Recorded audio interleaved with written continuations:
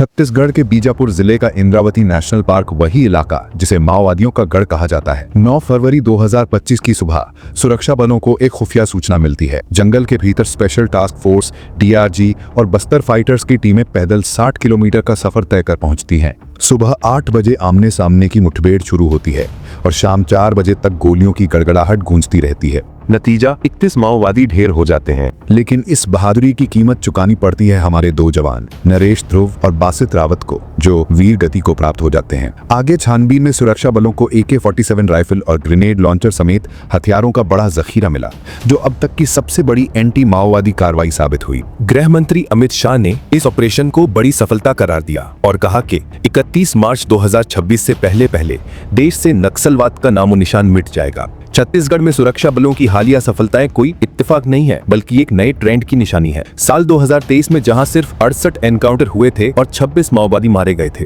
वहीं 2024 में हालात बिल्कुल बदल गए। केवल एक साल में 115 मुठभेड़ और 219 माओवादी ढेर, जिसे देखकर फाइनली ऐसा लग रहा है कि सरकार को सफलता मिल रही है। नक्सलियों का कंट्रोल कम हो रहा है। पहले जो समस्या पूरे देश में फैली थी, आज वो सिर्फ छत्तीसगढ़ के कुछ जिलों में सिमट कर रह गया है और इन्हीं इलाकों में सिक्योरिटी फोर्सेज घुस कर रेड मार रही हैं। लेकिन इससे पहले भी 2009 में जब पी चिदम्बरम गृह मंत्री थे, तब उन्होंने नक्सलवाद को खत्म करने के लिए एक बड़ी रणनीति शुरू की। इसे नाम दिया ऑपरेशन ग्रीन हंट। मकसद था जंगलों में छिपे नक्सलवाद को पूरी तरह खत्म करना। लेकिन पूरी सरकारी मशीनरी का इस्तेमाल करने के बावजूद नक्सलवाद जड़ से मिट नहीं सका। इसके उलट 6 अप्रैल 2010 को छत्तीसगढ़ के दंतेवाड़ा में नक्सलियों ने सुरक्षा बलों को अब तक का सबसे बड़ा झटका दिया। CRPF के एक पूरे दस्ते को घात लगाकर हमला किया गया, जिसमें 76 जवान शहीद हो गए। साथ ही 8 माओवादी भी मारे गए। ये घटना पूरे देश को हिला देने वाली थी और इसे भारत के इतिहास का सबसे खौफनाक नक्सली हमला माना गया। यही वजह थी कि इसके बाद सरकार को अपनी रणनीति पर फिर से सोचने के लिए मजबूर होना पड़ा था। तो सवाल यही उठता है, आखिर नक्सलवादियों में ऐसी कौन सी ताकत है कि एक न्यूक्लियर पावर देश भारत दशकों की कोशिशों के बावजूद भी उन्हें पूरी तरह खत्म नहीं कर पाया? क्या वाकई हम अगले 6 महीनों में यानी 31 मार्च तक नक्सलवाद को मिटा पाएंगे? और ये नक्सली हैं कौन? कोई बाहर से तो आते नहीं, ये हमारे ही समाज और हमारी ही जमीन से निकलते हैं। तो फिर इन्होंने अपने ही देश के खिलाफ हथियार क्यों उठाया? इनकी विचारधारा क्या है? इनकलाब या आतंकवाद? इनका असली मकसद क्या है? दोस्तों, आज की इस वीडियो में हम इन्हीं सवालों के जवाब ढूंढने की कोशिश करेंगे। तो वीडियो को लाइक करना और चैनल को सब्सक्राइब करना ना भूलें। चलिए शुरू करते हैं।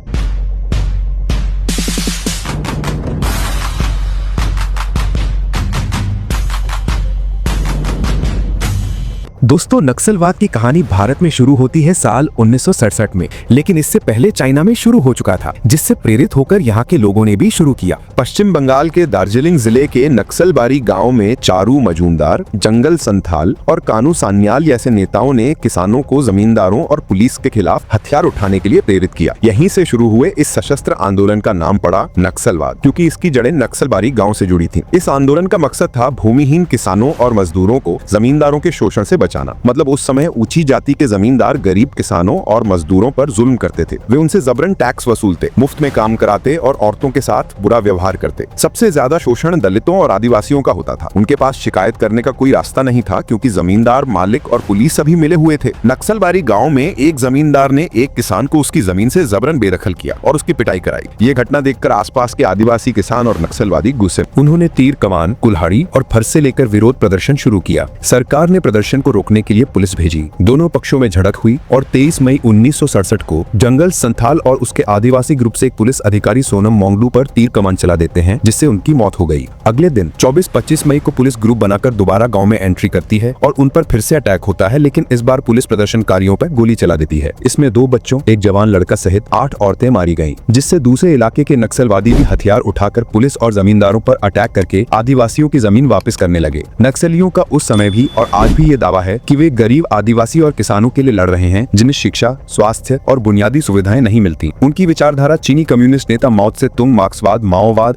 और लेनिनवाद से प्रभावित है। उनका लक्ष्य है लोकतांत्रिक सरकार को गिराकर एक जनता की सरकार बनाना। लेकिन सच्चाई ये है कि वक्त के साथ ये आंदोलन हिंसा और खून खराबे का दूसरा नाम बन गया। स्कूल जलाना, सड़कें उड़ाना, पुलिस और निर्दोष ग्रामीणों की हत्या करना, यही नक्सलवाद का चेहरा बन चुका है। तो कहा जा सकता है कि जो आंदोलन कभी इनकलाब के नाम पर शुरू हुआ था, लेकिन आज वो सिर्फ आतंक और सत्ता हथियाने की लड़ाई लड़ाई बनकर रह गया है। दोस्तों, ये बहुत खतरनाक विचारधारा है और इस विचारधारा को ही नक्सलवाद कहा गया। चारू मजूमदार, कानू सान्याल और जंगल संथाल ने मिलकर communist party of India, Marxist Leninist यानी CPI-ML पार्टी की स्थापना की। ये लोग पढ़े लिखे थे, खासकर चारू मजूमदार, जिसे नक्सलवाद का फादर कहा जाता है। वो चीन से प्रभावित था और उसने 8 महत्वपूर्ण दस्तावेज भी लिखे थे, जिनमें सरकार का बहिष्कार करने और उसके खिलाफ संघर्ष छेड़ने की रणनीति बताई गई थी। धीरे धीरे इस पार्टी ने जोर पकड़ा और करीब 17,000 लोग CPI-ML से जुड़ गए। ये चिंगारी बढ़ती गई और इसका असर झारखंड, छत्तीसगढ़, बिहार, आंध्र प्रदेश और ओडिशा जैसे आदिवासी व खनिज संपदा वाले इलाकों तक फैल गया। लेकिन 1 अगस्त 1970 को सुरक्षा बलों को गुप्त सूचना मिला कि कानू सान्याल आंध्र प्रदेश के एक जिले में छिपा है, तो उसको वहां से गिरफ्तार कर लिया गया। ये CPI-ML के लिए एक बड़ा झटका था। फिर 16 जुलाई 1972 को चारू मजूमदार भी पुलिस के हत्थे चढ़ गए और कुछ ही दिनों बाद उनकी पुलिस हिरासत में मौत हो गई। ये खबर सुनकर कानू सान्याल गहरे सदमे में चला गया और अंततः फांसी लगाकर आत्महत्या कर लिया। जिस व्यक्ति को नक्सलवाद का पिता कहा गया, उसकी मौत हो चुकी थी।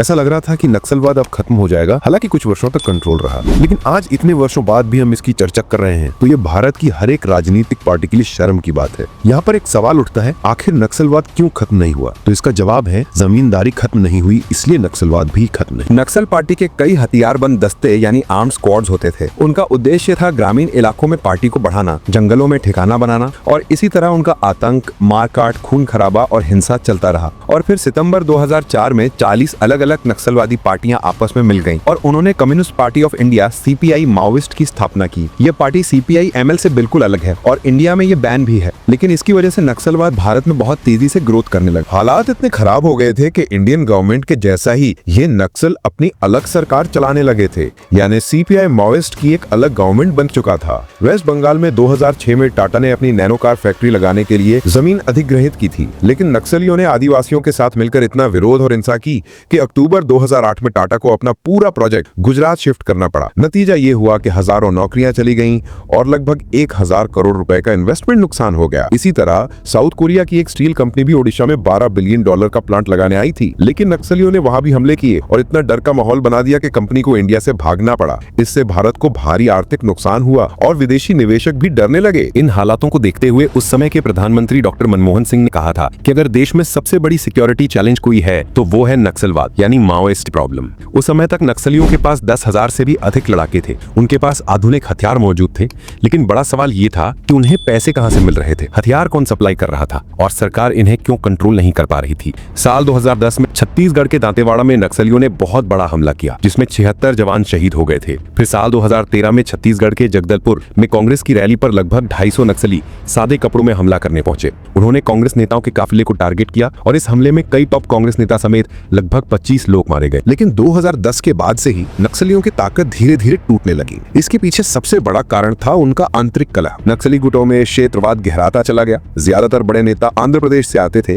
और फैसले भी वही करते थे, लेकिन असली खतरे वाले काम जैसे हथियार उठाना, पुलिस पर हमला करना और एनकाउंटर का सामना करना हमेशा पिछड़ी जातियों और आदिवासी नक्सलियों के हिस्से में आते थे। यहीं से संगठन के भीतर नाराजगी बढ़ने लगी। आदिवासी लड़ाकों का आरोप था कि हमें तो आगे भेजकर मरवा दिया जाता है, जबकि टॉप लीडर संगठन के पैसों से अपनी निजी संपत्ति बना रहे हैं और आरामदायक जिंदगी जी रहे हैं। इस आंतरिक फूट और भेदभाव की वजह से नक्सलियों का जन समर्थन भी लगातार कम होता गया। उधर सुरक्षा बल भी अब पुराने तरीकों से काम नहीं कर रहे थे। उन्होंने अपनी रणनीति बदल दी। आधुनिक हथियारों का इस्तेमाल, नई टेक्नोलॉजी का सहारा और यहाँ तक कि नक्सल ऑपरेशंस में हेलीकॉप्टर का प्रयोग किया गया। कई तरह की नीतियां बनाई गईं। इसमें एक सरेंडर पॉलिसी भी लॉन्च की गई, जिसके तहत अगर कोई नक्सली हथियार छोड़कर मुख्य धारा में शामिल हो जाता तो उसके खिलाफ कानूनी केस नहीं चलता। साथ ही उसे आर्थिक मदद, जमीन और पुनर्वास जैसी सुविधाएं भी दी जाती। हालांकि इन वादों में से कुछ सिर्फ कागजों तक ही सीमित रह गए, लेकिन इसके बावजूद कई योजनाओं से वास्तविक फायदा भी लोगों तक पहुंचा और धीरे धीरे इसका असर दिखने लगा। माओवादी संगठन कमजोर पड़ने लगे और सरेंडर की संख्या बढ़ने लगी। साल 2000 से 2024 तक 18,000 से अधिक नक्सलियों ने सरेंडर किया, जबकि 16,000 से अधिक को गिरफ्तार किया गया और 6,000 से अधिक को मार गिराया गया।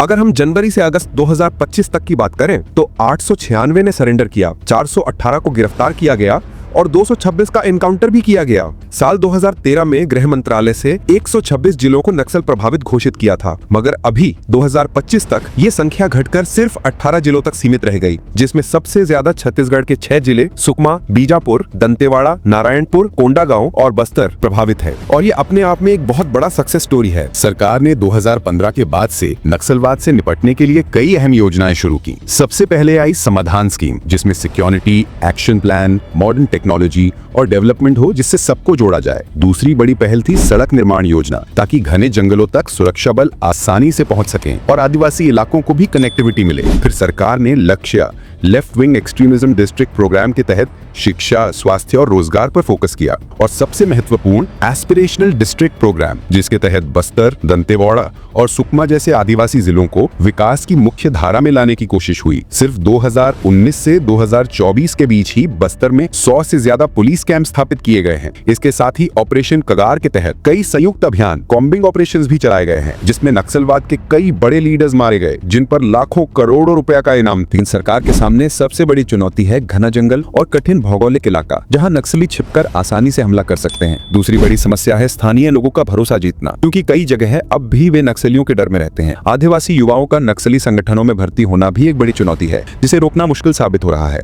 इसके अलावा फंडिंग और हथियारों की सप्लाई लाइन तोड़ना भी सुरक्षा बलों के लिए लगातार संघर्ष जैसा है। और सबसे अहम, विकास योजनाओं को जमीन पर सही तरीके से पहुंचाना, ताकि आदिवासियों तक सड़क, शिक्षा और रोजगार के असली लाभ पहुंच सकें। आज भी सुरक्षा एजेंसियों के अनुसार छत्तीसगढ़, झारखंड, ओडिशा और महाराष्ट्र के जंगलों में लगभग 8,000 से 10,000 सक्रिय नक्सली और समर्थक ग्रुप मौजूद है। यानी सरकार की कोशिशों से नक्सलवाद काफी हद तक कमजोर पड़ा है, लेकिन लड़ाई अभी खत्म नहीं हुई है। आपको क्या लगता है, क्या सच में अमित शाह 31 मार्च 2026 तक भारत से नक्सलवाद खत्म कर पाएंगे? नीचे कमेंट में जरूर बताइए। और अगर वीडियो इन्फॉर्मेटिव लगा हो तो इसे अपने दोस्तों के साथ शेयर करें और चैनल को सब्सक्राइब करना और वीडियो को लाइक करना ना भूलें। फिर मिलते हैं अगले वीडियो में। धन्यवाद।